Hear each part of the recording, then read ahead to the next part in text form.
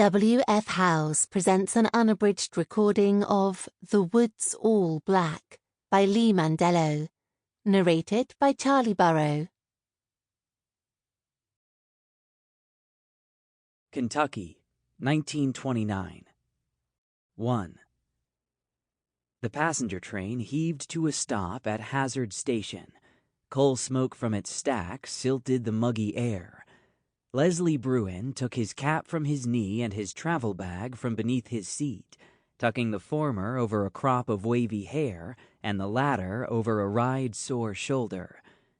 The train car, sleepy throughout the trek from Louisville, now bustled, girls laughing, bags thumping floorboards, the cigarette man calling out to disembarking passengers.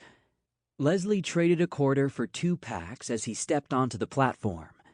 The end of summer heat hadn't cracked in the eastern counties, and a small crowd loitered in the station house shade, eyeing the new arrivals.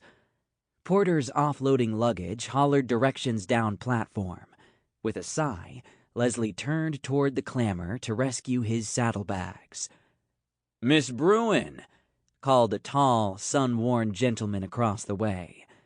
Miss was far from his preferred form of address, but Leslie painted on a smile regardless as he recognized the speaker. "Good to meet you again, Mr. Hansel." "Jackson is fine, ma'am," he said, convivial grin creasing his face. "There's a car ready to drop us at the travel post. You need any refreshment before we hit the road? I could use a sip of water once I've collected the bags. Shall we?" Leslie gestured to the porters. "Don't worry yourself. I'll carry those," Hansel said. The nurses of the Frontier Service had no trouble lugging around their supplies, or else how would the work get done? But rather than kicking up a fuss, Leslie smiled and nodded, amiable, businesslike.